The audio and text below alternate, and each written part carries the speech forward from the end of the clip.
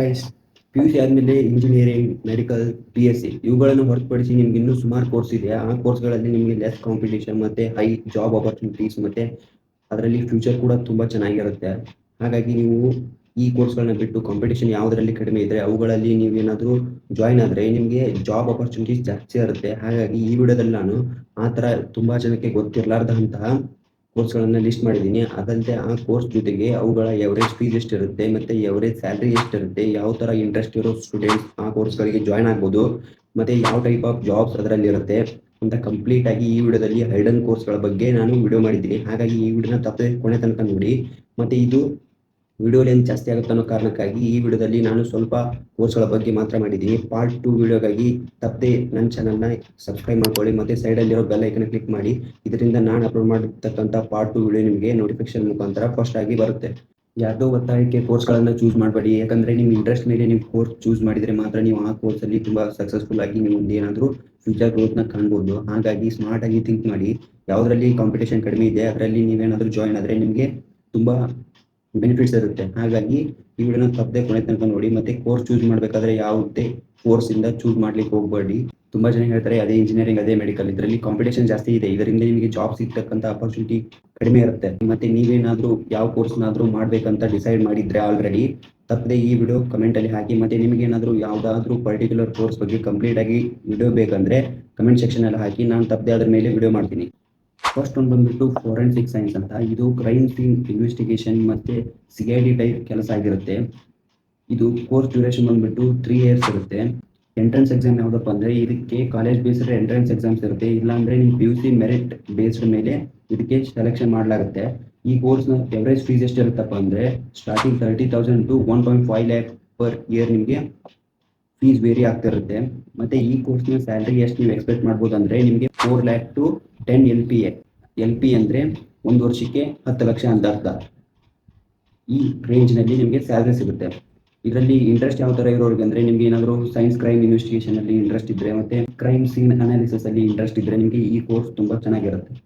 ಈ ಕೋರ್ಸ್ನ ನೀವು ಕಂಪ್ಲೀಟ್ ಮಾಡಿದ ಮೇಲೆ forensic expert, crime scene analyst, police ಡಿಪಾರ್ಟ್ಮೆಂಟಲ್ಲಿ ನಿಮಗೆ ಜಾಬ್ ಸಿಗುತ್ತೆ. ಈ ಕೋರ್ಸ್ಗೆ ಹೈ ಡಿಮ್ಯಾಂಡ್ ಇದೆ ಮತ್ತು ಇದರಲ್ಲಿ ಕಾಂಪಿಟೇಷನ್ ಕೂಡ ಕಡಿಮೆ ಇದೆ. ಈಗ ಸೆಕೆಂಡ್ ಒಂದು ಬಂದುಬಿಟ್ಟು ಫುಡ್ ಟೆಕ್ನಾಲಜಿ ಅಂತ. ನಿಮ್ಗೆ ಏನಾದರೂ ಹೆಲ್ತ್, ನ್ಯೂಟ್ರಿಷನ್ ಮತ್ತು ಫುಡ್ ಬಗ್ಗೆ ಇಂಟ್ರೆಸ್ಟ್ ಇದ್ದರೆ ಇದು ಗೋಲ್ಡ್ ಥರ ಇರೋ ಕೋರ್ಸ್. ಈ ಕೋರ್ಸ್ನ ಡ್ಯೂರೇಷನ್ ಎಷ್ಟಿರ್ತಪ್ಪ ಅಂದರೆ 3 to 4 years ಇರುತ್ತೆ. ಮತ್ತು ಇದಕ್ಕೆ entrance exam CET or merit based entrance exams ಇರುತ್ತೆ.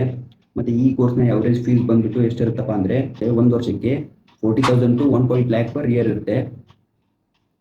ಮತ್ತು ಈ ಕೋರ್ಸ್ ಆದಮೇಲೆ ನಿಮಗೆ ಎವರೇಜ್ ಸ್ಯಾಲ್ರಿ ಎಷ್ಟು ಎಕ್ಸ್ಪೆಕ್ಟ್ ಮಾಡ್ಬೋದು ಅಂದರೆ 3 to 8 LPA per year. 1 ವರ್ಷಕ್ಕೆ 3 ಇಂದ 8 ಲಕ್ಷ ನಿಮಗೆ ಸಿಗ್ಬೋದು. ಇದು ಯಾರಿಗೆ ಸೂಟೇಬಲ್ ಆಗಿರುತ್ತಪ್ಪ ಅಂದರೆ ಫುಡ್ ಕ್ವಾಲಿಟಿ ಕಂಟ್ರೋಲ್ ಮಾಡಬೇಕನ್ನೋರು ಮತ್ತು ಫುಡ್ ಸೈನ್ಸ್ ಮೇಲೆ ಇಂಟ್ರೆಸ್ಟ್ ಇರೋರಿಗೆ ಇದು ಸೂಟೇಬಲ್ ಆಗಿರುತ್ತೆ. ನಿಮಗೆ ಈ ಕೋರ್ಸ್ ಕಂಪ್ಲೀಟ್ ಆದಮೇಲೆ ನಿಮಗೆ ಯಾವುದರಲ್ಲಿ ಜಾಬ್ ಸಿಗ್ಬೋದು ಅಂದರೆ ಫುಡ್ ಕ್ವಾಲಿಟಿ ಅನಾಲಿಸ್ಟ್ ಮತ್ತು ಫುಡ್ ಕಂಪ್ನಿ ಜಾಬ್ಸ್ ಮತ್ತು ಈ ಥರ ರೂಲ್ ಇರ್ತಕ್ಕಂಥ ಜಾಬ್ಸ್ ನಿಮಗೆ ಸಿಗ್ಬೋದು. ಫ್ಯೂಚರ್ ಗ್ರೋತ್ ಹೇಗಿದೆಯಪ್ಪ ಅಂದರೆ ಆಲ್ವೇಸ್ ಫುಡ್ ಬೇಕೇ ಅಲ್ವಾ, ಹಾಗಾಗಿ ಇದಕ್ಕೆ ಫ್ಯೂಚರ್ ಗ್ರೋತ್ ಇದ್ದೇ ಇರುತ್ತೆ. ಗೈಸ್, ಥರ್ಡ್ ಒಂದು ಬಂದುಬಿಟ್ಟು ಏವಿಯೇಷನ್. ಇದು ಯಾರಿಗೆ ಪರ್ಫೆಕ್ಟ್ ಅಂದರೆ ಏರ್ಪೋರ್ಟಲ್ಲಿ ಕೆಲಸ ಮಾಡ್ಬೇಕು ಅಂದ್ಕೊಂಡವರಿಗೆ ಮತ್ತು ಪೈಲಟ್ ಆಗಬೇಕಂತ ಯಾರಾದರೂ ಅಂದ್ಕೊಂಡಿದ್ರೆ ಅವ್ರಿಗೆ ಈ ಕೋರ್ಸ್ ತುಂಬ ಸೂಟೇಬಲ್ ಆಗಿರುತ್ತೆ. ಯಾಕಂದರೆ ಈ ಕೋರ್ಸ್ ಮೇಲೆ ರಿಲೇಟೆಡ್ ಟು ದಟ್. ಈ ಕೋರ್ಸ್ ಡ್ಯೂರೇಷನ್ ಬಂದ್ಬಿಟ್ಟು 3 years ಇರುತ್ತೆ. ಪ್ಲಸ್ ನಿಮಗೆ ಪೈಲಟ್ ಟ್ರೈನಿಂಗ್ ಅಂತ ಒಂದು ಎಕ್ಸ್ಟ್ರಾ ಇಯರ್ಸ್ ಇರುತ್ತೆ. ಹಾಗಾಗಿ ಇದು 3 to 4 years ಇರ್ತಕ್ಕಂಥ ಕೋರ್ಸ್ ಆಗಿರುತ್ತೆ. ಈ ಕೋರ್ಸ್ ಎಂಟ್ರೆನ್ಸ್ ಎಕ್ಸಾಮ್ಸ್ ಯಾವ್ದು ಇರುತ್ತೆ ಅಂದರೆ DGCA ಅಥವಾ ಇನ್ಸ್ಟಿಟ್ಯೂಟ್ ಟೆಸ್ಟ್ ಅಂತ ಇರುತ್ತೆ. ಯಾವುದಾದ್ರೂ ನೀವು ಇನ್ಸ್ಟಿಟ್ಯೂಟ್ಗೆ ಜಾಯ್ನ್ ಆಗಬೇಕಂದ್ರೆ ಅದರಲ್ಲಿ ಟೆಸ್ಟ್ ಇರುತ್ತೆ, ಅಥವಾ DGCA ಅಂತ ಒಂದು ಕಾಮನ್ ಟೆಸ್ಟ್ ಇರುತ್ತೆ. DGCA ಅಂದರೆ ಡೈರೆಕ್ಟೋರೇಟ್ ಜನರಲ್ ಆಫ್ ಸಿವಿಲ್ ಏವಿಯೇಷನ್ ಅಂತ. ಫೀಸ್ ಬಂದುಬಿಟ್ಟು 1 lakh to 5 lakh per year ಇರುತ್ತೆ. ಅಂದರೆ ಪೈಲಟ್ ಟ್ರೈನಿಂಗ್ ತುಂಬ ಕಾಸ್ಟ್ಲಿ ಇರುತ್ತೆ. ಹಾಗಾಗಿ ಇದರ ಫೀಸ್ ರೇಂಜ್ ಕೂಡ ಜಾಸ್ತಿ ಇರುತ್ತೆ. ಹಾಗೆ ಸ್ಯಾಲ್ರಿ ಕೂಡ ಜಾಸ್ತಿ ಇದೆ. ಇದ್ರ ಸ್ಯಾಲ್ರಿ ಬಂದ್ಬಿಟ್ಟು ಎಷ್ಟಿರುತ್ತೆ ಅಂದರೆ 6 to 20 LPA per year. 1 ವರ್ಷಕ್ಕೆ 20 ಲಕ್ಷವರೆಗೂ ನಿಮಗೆ ಸ್ಯಾಲ್ರಿ ಸಿಗುತ್ತೆ. ಇದು ಯಾರಿಗೆ ಸೂಟೇಬಲ್ ಆಗಿರುತ್ತೆ ಅಂದರೆ ನಿಮ್ಗೆ ಏನಾದರೂ ಟ್ರಾವೆಲಲ್ಲಿ ಇಂಟ್ರೆಸ್ಟ್ ಇದ್ದರೆ ಮತ್ತು ಫಿಸಿಕ್ಸ್ ಮತ್ತು ಮ್ಯಾಥ್ಸಲ್ಲಿ ನೀವು ಸ್ಟ್ರಾಂಗ್ ಇದ್ದರೆ ಈ ಎಂಟ್ರೆನ್ಸ್ ಎಕ್ಸಾಮ್ಸ್ನ ನೀವು ಆರಾಮಾಗಿ ಪಾಸ್ ಮಾಡ್ಬೋದು. ಈ ಕೋರ್ಸ್ ಕಂಪ್ಲೀಟ್ ಆದಮೇಲೆ ನೀವು ಪೈಲಟ್ ಆಗಿ ಅಥವಾ ಏರ್ ಟ್ರಾಫಿಕ್ ಕಂಟ್ರೋಲರ್ ಅಥವಾ ಏರ್ಪೋರ್ಟ್ ಮ್ಯಾನೇಜ್ಮೆಂಟ್ ಈ ಥರ ಪೋಸ್ಟ್ಗಳಲ್ಲಿ ನೀವು ಜಾಯ್ನ್ ಆಗ್ಬೋದು. ಅದರಲ್ಲಿ ಕಾಂಪಿಟೇಷನ್ ಮಾಡರೇಟ್ ಇದೆ, ಬಟ್ ಡಿಮ್ಯಾಂಡ್ ಮಾತ್ರ ಹೈಯಲ್ಲಿದೆ. ಈ ಥರ ಫೋರ್ತ್ ಒಂದು ಬಂದುಬಿಟ್ಟು ಇದು ಫ್ಯೂಚರ್ ಟೆಕ್ನಾಲಜಿ ಕೋರ್ಸ್ ಆಗಿರುತ್ತೆ. ಇದರಲ್ಲಿ ಹೈ ಡಿಮ್ಯಾಂಡ್ ಇದೆ. ಈ ಕೋರ್ಸ್ನ ಡ್ಯೂರೇಷನ್ ಬಂದುಬಿಟ್ಟು 3 years ಆಗಿರುತ್ತೆ. ಎಂಟ್ರೆನ್ಸ್ ಎಕ್ಸಾಮ್ಸ್ ಯಾವ ಅಂದರೆ ಮೆರಿಟ್ ಬೇಸ್ಡ್ ಅಥವಾ ನಿಮಗೆ ಕಾಮನ್ ಎಂಟ್ರೆನ್ಸ್ ಟೆಸ್ಟ್ ಅಂತ ಇರುತ್ತಲ್ಲ ಅದರ ಮೇಲೆ ಈ ಕೋರ್ಸ್ಗೆ ನೀವು ಜಾಯ್ನ್ ಆಗ್ಬೋದು. ಈ ಕೋರ್ಸ್ನ ಎವರೇಜ್ ಫೀಸ್ ಬಂದುಬಿಟ್ಟು 50,000 to 2 lakh per year ಇರುತ್ತೆ. ವರ್ಷಕ್ಕೆ 2 ಲಕ್ಷದವರೆಗೂ ನಿಮಗೆ ಫೀಸ್ ಇರುತ್ತೆ. ಈ ಕೋರ್ಸ್ನ ಎವರೇಜ್ ಸ್ಯಾಲರಿ ಎಷ್ಟಿರುತ್ತಪ್ಪ ಅಂದರೆ 4 to 12 LPA per year LPA ಇರುತ್ತೆ. ಅಂದರೆ ವರ್ಷಕ್ಕೆ 12 ಲಕ್ಷದವರೆಗೂ ನಿಮಗೆ ಸ್ಯಾಲ್ರಿ ಸಿಗುತ್ತೆ. ಈ ಕೋರ್ಸ್ ಯಾರಿಗೆ ಸೂಟಬಲ್ ಆಗಿರುತ್ತೆ ಅಂದ್ರೆ ಮೇನ್ಲಿ ನಿಮ್ಗೆ ಏನಾದರೂ ಜೆನೆಟಿಕ್ಸ್ ಅಲ್ಲಿ ಇಂಟ್ರೆಸ್ಟ್ ಇದ್ರೆ, ಬಯೋಟೆಕ್ನಾಲಜಿಯಲ್ಲಿ ಇಂಟ್ರೆಸ್ಟ್ ಇದ್ರೆ, ಬಯಾಲಜಿಯಲ್ಲಿ ನಿಮಗೆ ತುಂಬಾ ಇಂಟ್ರೆಸ್ಟ್ ಇದ್ರೆ, ಬಯಾಲಜಿಯಲ್ಲಿ ನೀವೇನಾದ್ರೂ ಸ್ಟ್ರಾಂಗ್ ಇದ್ರೆ ಈ ಕೋರ್ಸ್ ನಿಮಗೆ ಸೂಟಬಲ್ ಆಗಿರುತ್ತೆ. ಈ ಕೋರ್ಸ್ ನ ಕಂಪ್ಲೀಟ್ ಮಾಡಿದ ಮೇಲೆ ನೀವು ರಿಸರ್ಚ್ ಅನಾಲಿಸಿಸ್ಟ್ ಆಗಿ ಅಥವಾ ಫಾರ್ಮಾ ಕಂಪನೀಸ್ ಅಲ್ಲಿ ಅಥವಾ ಲ್ಯಾಬ್ ಟೆಕ್ನಿಷಿಯನ್ ಆಗಿ ಜಾಯ್ನ್ ಆಗ್ಬೋದು. ಇದಕ್ಕೆ ಫಾರಿನ್ ಅಲ್ಲಿ ತುಂಬಾ ಹೈ ಡಿಮ್ಯಾಂಡ್ ಇದೆ. ಈ ಕೋರ್ಸ್ ನ ಮಾಡಿಬಿಟ್ಟು ನೀವೇನಾದ್ರೂ ಫಾರಿನ್ ಅಲ್ಲಿ ಸೆಟ್ಲ್ ಆಗ್ಬೇಕಂತ ಆಸೆ ಇದ್ರೆ ಈ ಕೋರ್ಸ್ ನಿಮಗೆ ತುಂಬಾ ಬೆಸ್ಟ್ ಆಗಿರುತ್ತೆ. ಗೈಸ್, ಫಿಫ್ತ್ ಒನ್ ಮತ್ತೆ ಲಾಸ್ಟ್ ಒನ್ ಯಾವ್ದಪ್ಪ ಅಂದ್ರೆ BSc ಅಗ್ರಿಕಲ್ಚರಲ್. ಇದು ಇಂಡಿಯಾದಲ್ಲಿ ಹೈ ಡಿಮ್ಯಾಂಡ್ ಇದೆ. ಈ ಕೋರ್ಸ್ ಇಂಡಿಯಾನಲ್ಲಿ ತುಂಬಾ ಪವರ್ಫುಲ್. ಈ ಕೋರ್ಸ್ ನ ಡ್ಯೂರೇಷನ್ ಬಂದ್ಬಿಟ್ಟು 4 ಇಯರ್ಸ್ ಇರುತ್ತೆ. ಮತ್ತೆ ನಿಮಗೆ ಎಂಟ್ರೆನ್ಸ್ ಎಕ್ಸಾಮ್ಸ್ ಯಾವ್ದು ಇರುತ್ತೆ ಅಂದ್ರೆ KCET ಅಥವಾ ನಿಮ್ಮ ಸ್ಟೇಟ್ ಎಂಟ್ರೆನ್ಸ್ ಎಕ್ಸಾಮ್ಸ್ ಇರುತ್ತೆ. ಮತ್ತೆ ICAR ಅಂತ ಇರುತ್ತೆ. ICAR ಅಂದ್ರೆ ಏನಂದ್ರೆ Indian council of agricultural research ಅಂತ.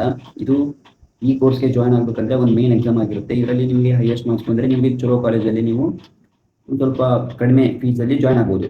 ಈ ಕೋರ್ಸ್ನ ಎವರೇಜ್ ಸ್ಯಾಲರಿ ಬಂದ್ಬಿಟ್ಟು 4 to 10 LPA ಇರುತ್ತೆ. ಇದು ಯಾರಿಗೆ ಸೂಟೇಬಲ್ ಆಗಿರುತ್ತೆ ಅಂದ್ರೆ ನಿಮಗೆ ಫಾರ್ಮಿಂಗ್ ಅಲ್ಲಿ ಮತ್ತೆ ನಿಮಗೆ ಏನಾದರೂ ಗೌರ್ಮೆಂಟ್ ಜಾಬ್ಸ್ ಬೇಕಂದ್ರೆ ಇದು ತುಂಬಾ ಸೂಟೇಬಲ್ ಆಗಿರುತ್ತೆ.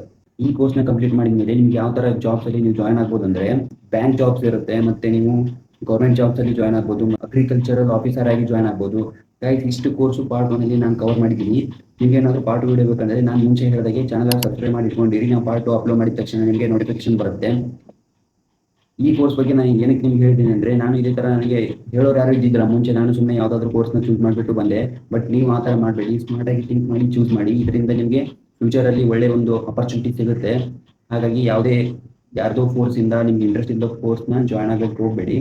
ಯಾವುದರಲ್ಲಿ ನಿಮಗೆ ಇಂಟ್ರೆಸ್ಟ್ ಇದೆ ಆ ಕೋರ್ಸ್ನ ಜಾಯ್ನ್ ಆಗಿ. ಮತ್ತೆ ನೀವು ಯಾವುದೇ ಕೋರ್ಸ್ ಜಾಯ್ನ್ ಆಗೋದ್ರು ಅದರಲ್ಲಿ ನೀವು ಅದಕ್ಕೆ ಬೇಕಾದಂತಹ ಸ್ಕಿಲ್ಸ್ನ ಕಲ್ತ್ಕೊಳ್ಳಿ. ಇದರಿಂದ ನೀವು ಯಾವುದೇ ಕೋರ್ಸ್ ಜಾಯ್ನ್ ಆದರೂ ಅದರಲ್ಲಿ ಸಕ್ಸಸ್ಫುಲ್ ಆಗಿ ನೀವು ಜಾಬ್ನ ಪಡ್ಕೋಬಹುದು. ಈ ವಿಡಿಯೋ ನಿಮ್ಗೆ ಏನಾದರೂ ಇಷ್ಟ ಆಗಿದ್ರೆ ತಪ್ಪದೆ ಲೈಕ್ ಮಾಡಿ. ಮತ್ತೆ ನಿಮ್ಮ ಫ್ರೆಂಡ್ಸ್ ಯಾರಾದರೂ ಯಾವ ಕೋರ್ಸ್ ಮಾಡಬೇಕಂತ ಕನ್ಫ್ಯೂಸ್ ಅಲ್ಲಿ ಇದ್ರೆ ಅವ್ರಿಗೆ ಈ ವಿಡಿಯೋ ತಪ್ಪದೆ ಶೇರ್ ಮಾಡಿ. ಮತ್ತೆ ಸಬ್ಸ್ಕ್ರೈಬ್ ಮಾಡ್ಕೊಳ್ಳೋದನ್ನ ಮರಿಬೇಡಿ. ಮತ್ತೆ ಏನಾದರೂ ಸಣ್ಣ ಅಪ್ಡೇಟ್ಸ್ ಇದ್ರೆ ನಾನು ಇನ್ಸ್ಟಾ ಪ್ರೊಫೈಲಲ್ಲಿ ಅಪ್ಲೋಡ್ ಮಾಡ್ತಾ ಇರ್ತೀನಿ. ಹಾಗಾಗಿ ನನ್ನ ಯೂಟ್ಯೂಬ್ ಬಯೋದಲ್ಲಿ ನಿಮಗೆ ಇನ್ಸ್ಟಾ ಲಿಂಕ್ ಸಿಗುತ್ತೆ, ತಪ್ಪದೆ ಹೋಗ್ಬಿಟ್ಟು ಫಾಲೋ ಮಾಡ್ಕೊಳ್ಳಿ. ಇನ್ನೊಂದೇನಪ್ಪ ಅಂದ್ರೆ ನಿಮ್ಗೆ ಇದರಲ್ಲಿ ಯಾವ ಕೋರ್ಸ್ ಇಷ್ಟ ಆಯ್ತು ಅಂತ ಕಮೆಂಟ್ ಅಲ್ಲಿ ಹಾಕಿ.